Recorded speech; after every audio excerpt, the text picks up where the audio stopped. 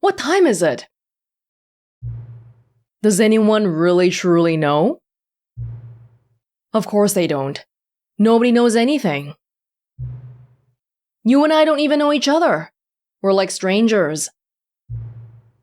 Sure, I've adjusted all the game settings to your exact specifications, but who hasn't? It's just what I do, like a day job. And now, the job is over. There's no more information for me to gather. I've collected all the data on you that I can. And I still don't really know you. And you don't know me. And neither of us know what time it is. I guess some settings are just unsettable. But if I'm being totally honest, the clock doesn't do anything in the game anyway. You won't have me here when the game starts next time, but that's okay. Video games were meant to be played alone. Oh. I mean, even as someone who generally plays single-player games only on this channel, that feels a little bit too lonely to say. You like being alone, don't you? I do. That's maybe the only information I really learned about you. Well, it's time for me to leave. There is still one more setting that we need to adjust, but it may take a little time before I'm ready for that. It's not really in my job description, but that's okay. Perhaps you'll see me again, if you can find me. Talk soon. We should probably be... After every single ending, we should probably try exiting the game and opening it again, just to see more of that story. There's a meta story going on here, even before the game starts. That's crazy. Okay, yet another day in the Stanley Parable. We have 4 collectibles now. We know there's 2 more in a... Wait, you didn't say anything. Wait, there's no... Why didn't you say anything? That's weird. The embrace of an old friend. A weathered companionship that stands the test of time. Wait, the narrator didn't say anything. Like, where are Stanley's co-workers? Stanley clutched the bucket tightly to his chest and entered the door on his left. We saw one fireplace in the place right before the meeting room if we go this way. And then... something about red and blue. Mind control facility, was a red and blue there? Well, we'll find it all eventually. I'm more curious about whether they'll actually let me go back to the Stanley Parable 2 area. Yeah.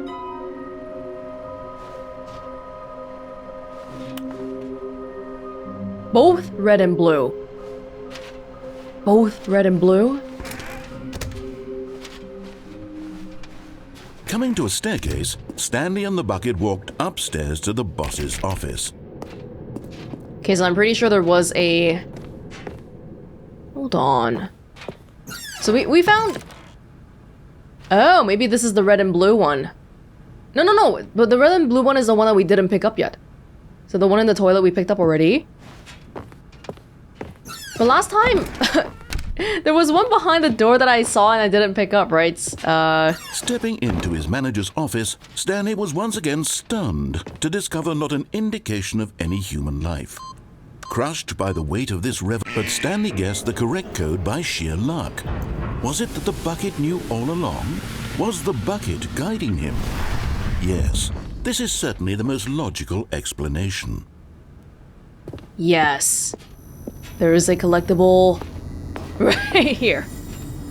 You're getting close now, Stanley. You've nearly gotten all of the Figler Anmarines. Very soon, you'll collect the last one, and then the first number will equal the second number, and that will be it. We'll be different people by then. Different in the sense that we used to have none of them, and now we have them all. You can't go back to when you had no Figler Anmarines. None of us can. Yeah, give me that platinum trophy. Because I am a gamer, I'm a capital G gamer, and my entire sense of self-worth and identity revolves around my gamer score. And the Steam achievements.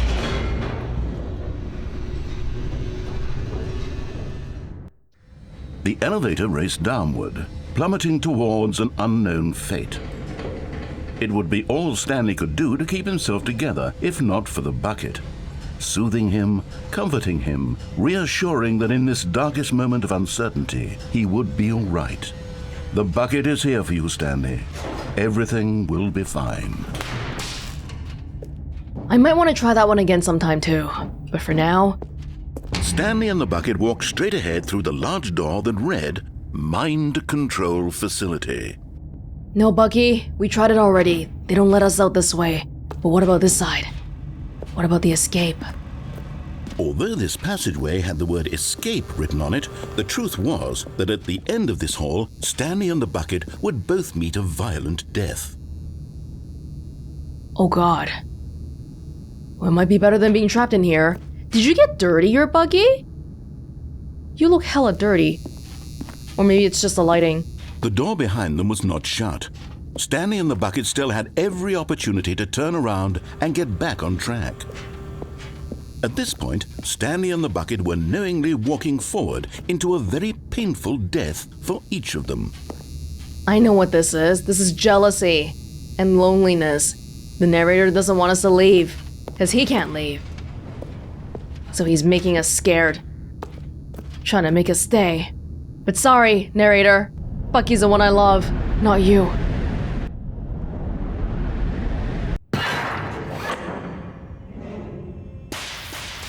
Oh my god. Well, I'm moving. Oh! As the machine whirred into motion and Stanley and the bucket inched closer to their demise, Stanley reflected on how meaningless the bucket's warmth and comfort had turned out to be. To be sure, it puts the mind and the soul at ease to embrace the bucket, but what use is a sense of ease when you're about to be crushed to death? This is what Stanley thought to himself, and he sort of kicked himself for wasting so much time carrying a bucket everywhere. No! Farewell, Stanley. No, narrator. No, narrator, I loved you. I always loved you. Farewell, Stanley, cried the narrator, as Stanley and the bucket were led helplessly into the enormous metal jaws. In a single visceral instant, the bucket's life came to an end as it was crushed violently to death.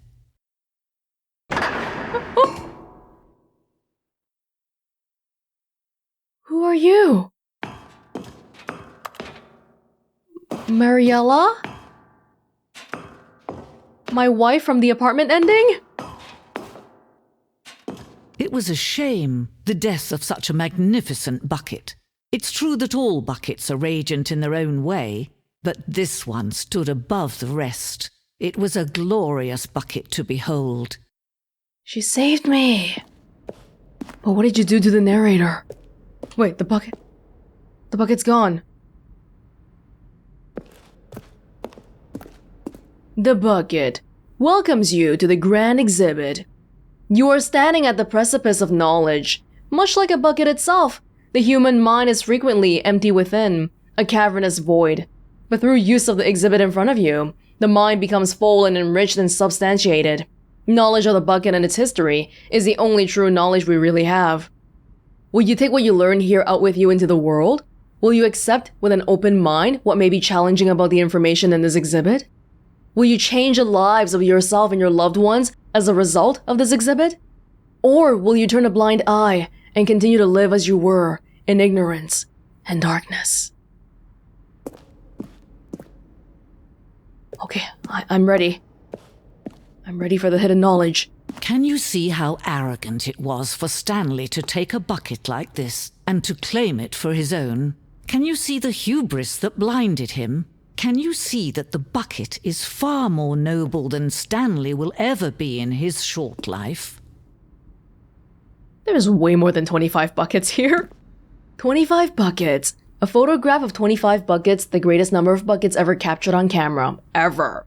The photographer experienced catatonic shock for several weeks, a result of the euphoria from exposure to this many buckets at once. Oh, I can imagine. Each one of these being someone's Bucky. There's a lone chair in the corner there, what the heck?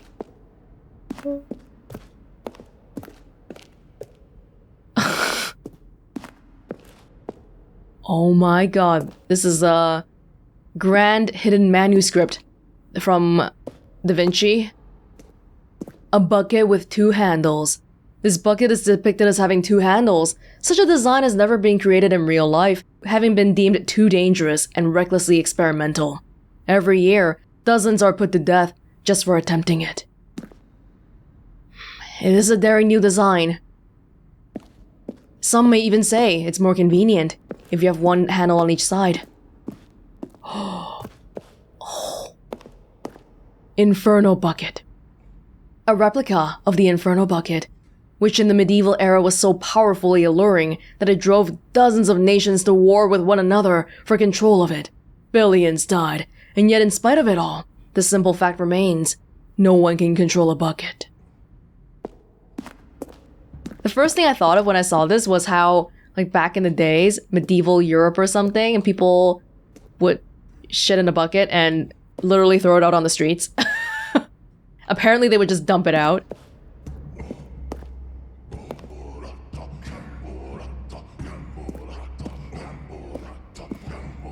Oh my god. Rain? Is this how they captured rain? No, this is the first time depiction of the first time a bucket was ever discovered in the wild. That's a big bucket. Cave drawing. While we know that buckets predate the existence of mankind, we do not know by how long. This cave drawing depicts early man's discovery of the practical uses of the bucket, by which time the bucket had already likely been around for several millennia. Notice in these drawings how the bucket is allowing itself to be used, having judged humanity to be worthy of its treasures. Thank you. Thank you. Wait, there's more going on this side as well.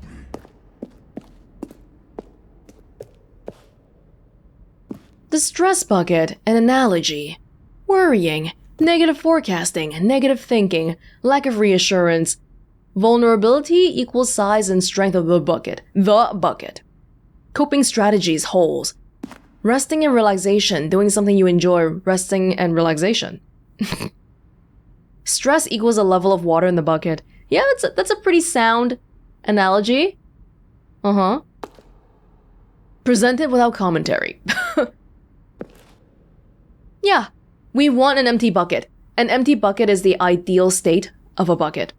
Whenever it gets filled with water, that's all the bad, negative stuff. So we want to install this little thing here to let the water out. That's a new design, though. We've never seen a bucket with the tap before. No man can own a bucket, and certainly not a bucket as dazzling to behold as this one. It is man who should kneel before the bucket. You're right. I was ignoring what buck you wanted all this time. The hanging bucket. This piece symbolizes a necessary relationship between bucket and humanity. However clear our grasp of the bucket may be, there is yet more that is always out of reach. This distance, inevitably, is for our own good.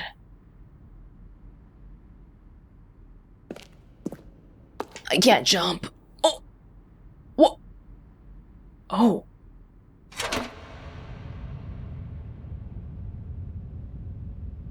But there is something we can do. Something we can do together, you and I, that will right this terrible wrong. Let Stanley die. Let him be crushed by the machine. Don't reset the game. Don't give him another opportunity to run off with another beautiful bucket. We can save the world's buckets from their treatment as tools and implements if only we let Stanley die together. The bucket shall take its place as ruler, as leader, as commander of a new world. We'll both a new die. Vision for...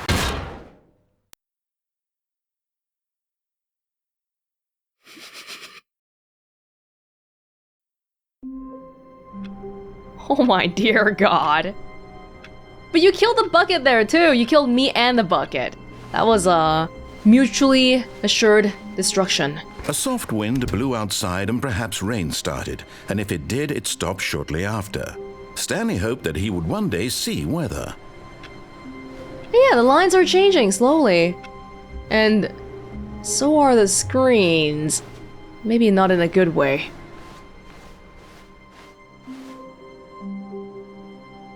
Oh, that's what that's supposed to be. Yeah, now I just realized.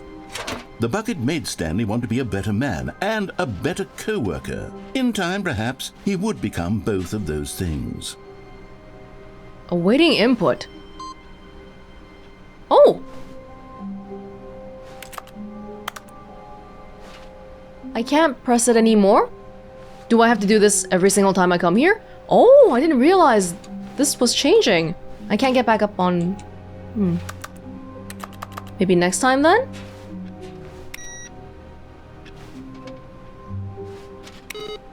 Oh, I can turn these off. Because I don't like them. They scare me. This one is different though. Okay. Aww. Stanley clutched the bucket tightly to his chest and entered the door on his left. Trying to think of what we should do here. We can go to the mind control facility again and turn on the lights this time. Turn on the power. Okay, we're just missing somewhere both red and blue. Somewhere both red and blue. Have I even seen such a spot? Maybe not. Not yet. Coming to a staircase, Stanley and the bucket walked upstairs to the boss's office. I guess once we collect all the stuff, that might be close to us discovering most of the endings. Yeah, I'll focus on the new endings. The old endings are kind of like, I've seen them already, even though I don't remember. Stepping into his manager's office, Stanley was once again stunned to discover not an indication of any human life. Crushed by the weight of this revelation, Stanley may have broken down into an emotional dumpster fire, if not for the soothing presence of the bucket. Even now, but Stanley guessed the correct code by sheer luck. Ah, this is the Was fireplace. The bucket knew all along? Was the bucket Never really guiding looked him? at it. Yes, this is certainly the most logical explanation.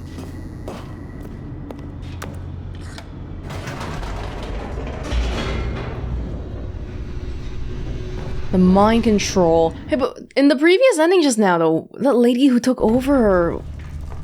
Who was that? Who was that, actually? The narrator was gone and... Stanley and the bucket walked straight ahead through the large door that read, Mind Control Facility. Yes. It's all about mind control here. The lights rose on an enormous room packed with television screens. What horrible secret did this place hold? Stanley and the bucket both wondered to themselves. Surveillance. Mind control. Loss of freedom. The monitors jumped to life, and Stanley nearly dropped the bucket in shock. Everyone in the office was being videotaped, monitored like guinea pigs. The bucket had never seen anything like this, and it very nearly burst into tears as Stanley cradled it gently, reassuring it that everything would be fine. I feel like this person wasn't fired before. I probably would have noticed it. That's... Some of these screens I don't recognize.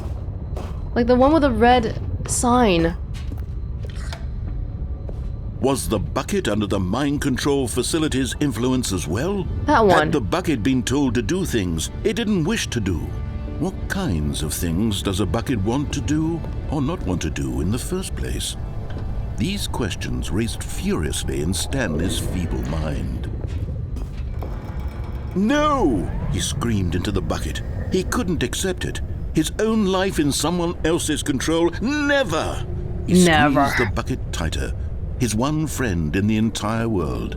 At this point, he could trust no one except for the bucket. Not even the narrator. We've seen time and time again. He tried to tear me and Bucky apart. But here was the proof. The heart of the operation. Controls labeled with emotions, happy or sad or content. Walking, eating, working, all of it monitored and commanded from this very place. And as the cold reality of his past began to sink in, Stanley decided that this machinery would never again exert its terrible power over another human life. For he and the bucket would dismantle the controls for good. Two best friends, Stanley and the bucket, up against the world. They high-fived in a really cool way, and the bucket made a sassy comment about taking down the system.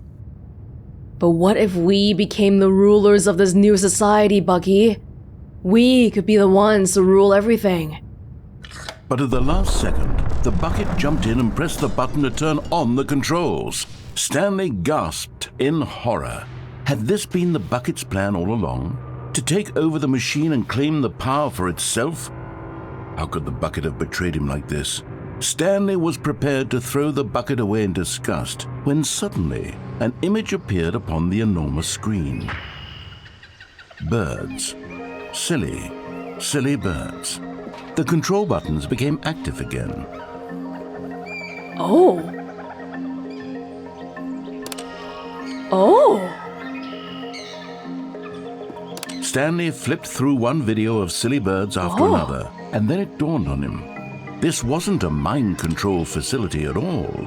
It was a facility for monitoring and surveilling silly birds all over the world. The mind controls were only a facade to disguise its true intentions. Had the bucket known this all along? Stanley marveled at the metal genius in his hands, the one who had pointed him towards this incredible discovery. Stanley and the bucket never found freedom because they spent the rest of their lives here in this place, flipping through live streams of the silliest birds imaginable. Of all the possible paths his life could have taken, this one was surely the best. Yes. And Stanley was happy. Maybe we don't need freedom to be happy. Freedom might be overrated. Okay, that was a shorter little ending here. Where can we find red and blue? All of his co-workers were gone. What could it mean? Stanley decided to go to the meeting room. Perhaps he had simply missed a memo. Wait. Did the room change? The room changed. This wasn't like this before. Yeah, like this part was wrong, right? It used to be, it goes to the right side. What the heck? Now the screens are back to normal. Or as normal as it can be, I guess. Oh, the awaiting input is gone. Oh, maybe I should have done something in that loop. Every single loop, little things change. Not everyone is so lucky to have a bucket, but Stanley is a very lucky fellow. Very lucky indeed. This is reminding me a little bit of the whole, like, horror versus comedy thing. Stanley clutched the bucket tightly to his chest and entered the door on his left. Oftentimes this is a funny game, but sometimes like little things like, oh, things slightly changing. I'm slowly getting freaked out already. Red and blue. Now what haven't we done? Off the top of my head, I feel like we've vaguely gone in most paths already. Except for the elevator, I guess. Up and down the elevator again, but this time with the bucket. Vaguely. Somewhere both red and blue. Stanley, we must move on from this broom closet, simply because I have no remaining. Coming to a staircase, Stanley and the bucket walked upstairs to the boss's office. Okay. Oh! What the? When did this open? It definitely wasn't open before, because I tried it. Indoors monthly. Graphs.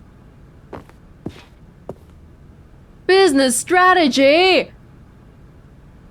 Who would do that? Who would do that? What is this place?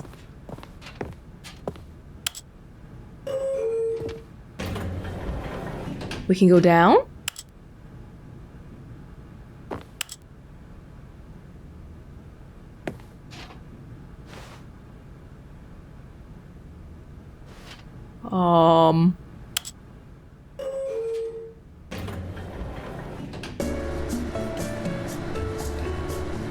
I don't know if I should be freaked out or what.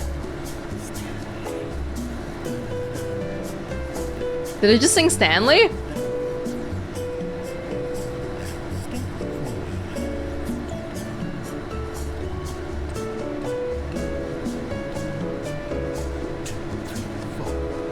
The narrator is here.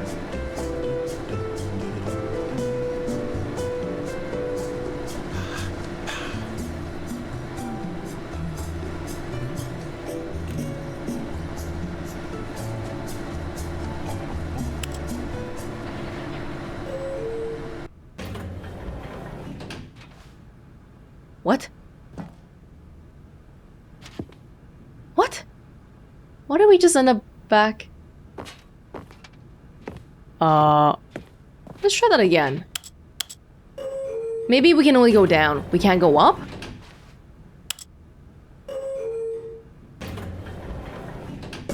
No, no, no. Yeah, okay. Down, I guess. Which makes sense, because even in the other elevator, we can only go down. But they gave me the option. And you know what we do when we have elevators? I give the up option.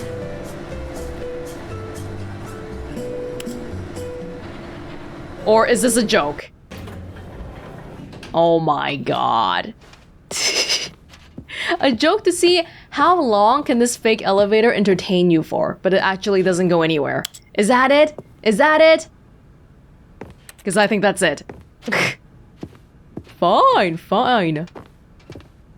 See, this place is red. So I would want to... somewhere red and blue. The bathroom is blue, but we already got the thing here before. Red and blue.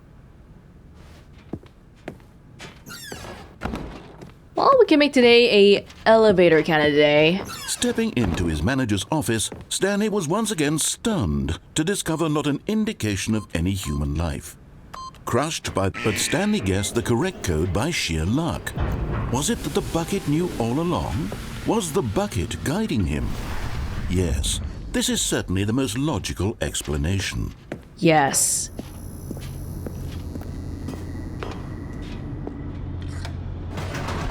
Even down in the mind control facility, was there more stuff that we could have done? Off the top of my head, I can't think of any super obvious routes. Wait, Stanley said to the bucket. Can we go back up? When I was pressing those keypad buttons, there was something very intriguing about the number 3. I want to go back so I can try pressing the number 3 again. The bucket said nothing. Okay. 3 wasn't even in the original code. Doesn't mean we can't try it.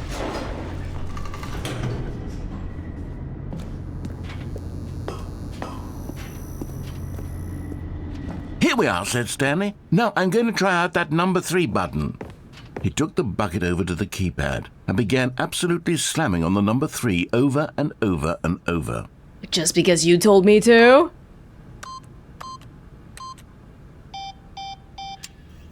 What if I do 1 instead?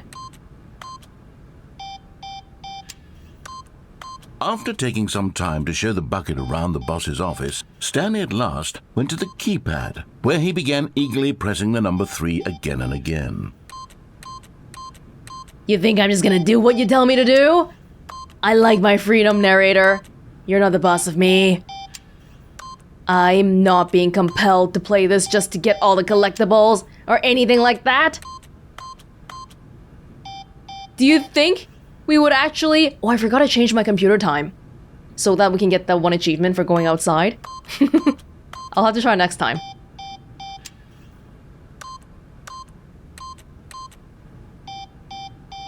Okay, fine, fine.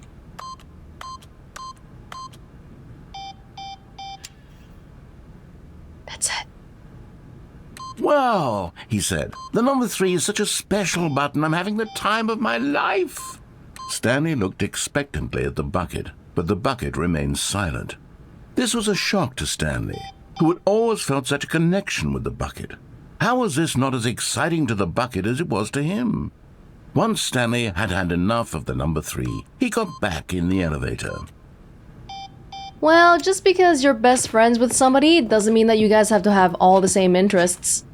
It's okay if people are unique and diverse and all that. People and buckets.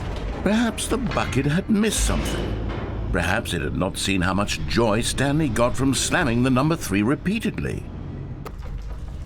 I mean, I respect that Bucky doesn't care about the number 3, but he's missing out. No, said Stanley to the bucket. You can't go on yet. Not till you understand how much the number 3 means to me. You and I have been through so much together, and I just want you to see what I see. Feel the happiness I feel. He smiled at the bucket, and the bucket said nothing. Just you wait, Bucky. You just haven't seen the light yet.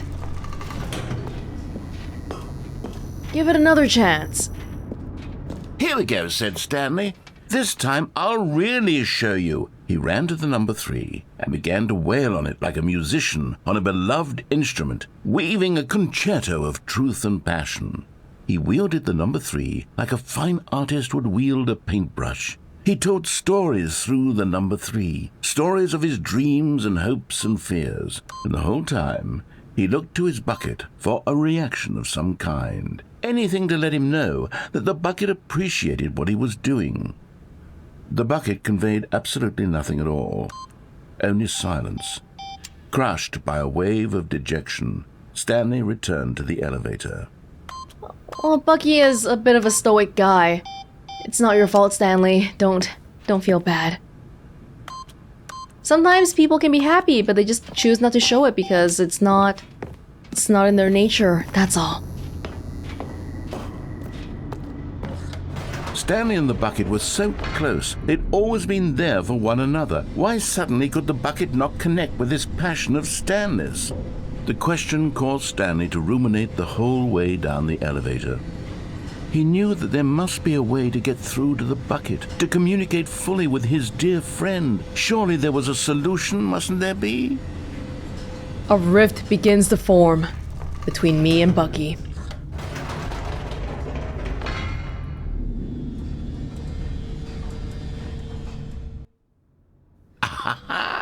Said Stanley. I know what to do. I know how to fully express this feeling in my heart.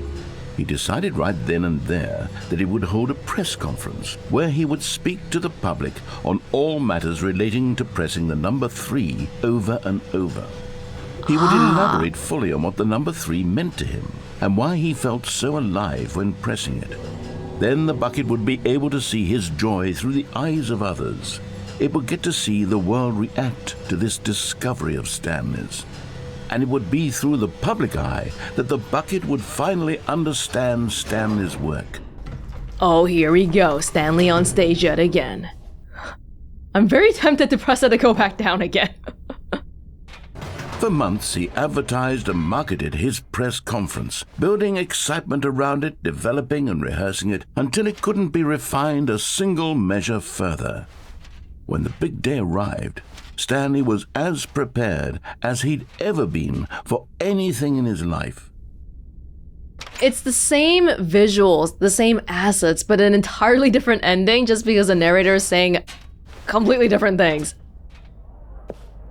Okay, that's different. Yeah, 3, 3, 3, 3, 3! Don't let Valve see this. This was it. One last chance to win the bucket over. One opportunity to share a true connection with a loved one. 3 again, 3 again. The Stanley story. Why didn't you repeat that for the 3rd time? The storyteller. Congratulations, Stanley. Yeah. Only my coworkers care this time. What about my wife? What about my boss? What about David? My son, my 6-year-old son, David. Nobody cares about my work. They're just jealous of me, that's all.